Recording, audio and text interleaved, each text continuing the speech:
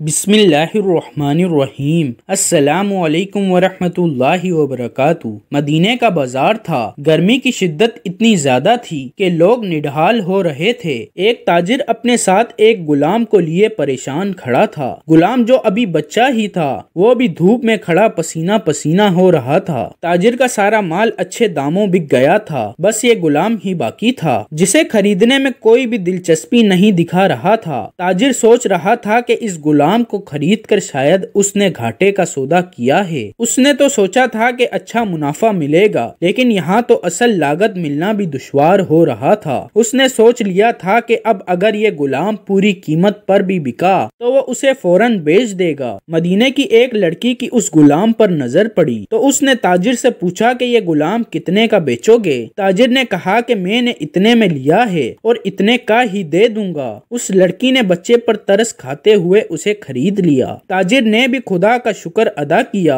اور واپسی کی راہ لی۔ مکے سے ابو حذیفہ مدینے آئے تو انہیں بھی اس لڑکی کا قصہ معلوم ہوا۔ لڑکی کی رحم دلی سے متاثر ہو کر انہوں نے اس کے لیے نکاح کا پیغام بھیجا جو قبول کر لیا گیا۔ یوں واپسی پر وہ لڑکی جس کا نام سبیتا بنت بعار تھا ان کی بیوی بن کر ان کے ہمراہ تھی اور وہ غلام بھی مالکن کے ساتھ مکے پہنچ گیا۔ ابو حذیفہ مکہ آ کر اپنے پرانے دوست عثمان بن عفان رضی اللہ تعالی عنہ سے ملے تو انہیں کچھ بدلا ہوا پایا اور ان کے رویے میں سرد مہری محسوس کی تو عثمان بن عفان نے جواب دیا کہ میں نے اسلام قبول کر لیا ہے اور تم ابھی تک مسلمان نہیں ہوئے، تو اب ہماری دوستی کیسے چل سکتی ہے؟ ابو حذیفہ نے کہا تو پھر مجھے بھی محمد صلی اللہ علیہ وآلہ وسلم کے پاس لے چلو اور اس اسلام میں داخل کر دو جسے تم قبول کر چکے ہو۔ چنانچہ حضرت عثمان رضی اللہ تعالی عنہ نے انہیں نبی کریم صلی اللہ علیہ وآلہ وسلم کی خدمت میں پیش کیا اور وہ کلمہ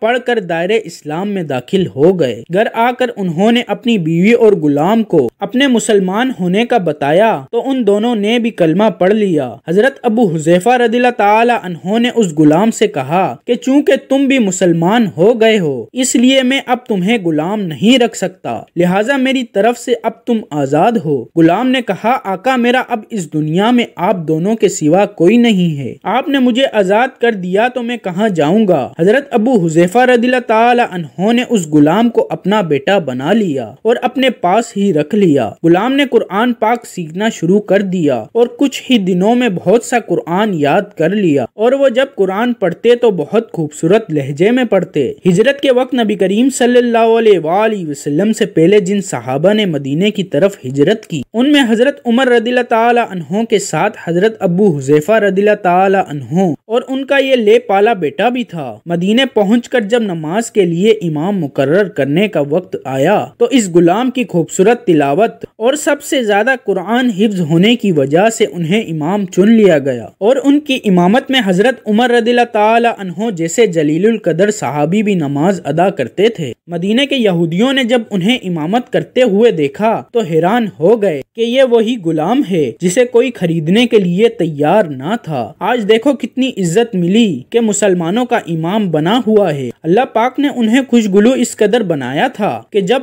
آیات قرآنی تلاوت فرماتے تو لوگوں پر ایک محویت طاری ہو جاتی اور راہگیر ٹھہر کر سننے لگتے۔ ایک دفعہ ام المومنین حضرت عائشہ رضی اللہ تعالی عنہا کو رسول اللہ صلی اللہ علیہ وآلہ وسلم کے پاس حاضر ہونے میں دیر ہوئی۔ آپ نے توفق کی وجہ پوچھی تو بولی کہ ایک قاری تلاوت کر رہا تھا، اس کے سننے میں دیر ہو گئی، اور خوش الحانی کی اس قدر تعریف کی کہ آن حضرت صلی اللہ علیہ وآلہ وسلم خود چادر سنبھالے ہوئے باہر تشریف لے آئے۔ دیکھا تو وہ بیٹھے تلاوت کر رہے ہیں۔ آپ صلی اللہ علیہ وآلہ وسلم نے خوش ہو کر فرمایا اللہ پاک کا شکر ہے کہ اس نے تمہارے جیسے شخص کو میری امت میں بنایا۔ کیا آپ جانتے ہیں کہ یہ خوش قسمت صحابی کون تھے؟ ان کا نام حضرت سالم رضی اللہ تعالی عنہ تھا جو سالم مولی ابو حذیفہ رضی اللہ تعالی عنہ کے نام سے مشہور تھے۔ انہوں نے جنگ موتا میں جام شہادت نوش کیا۔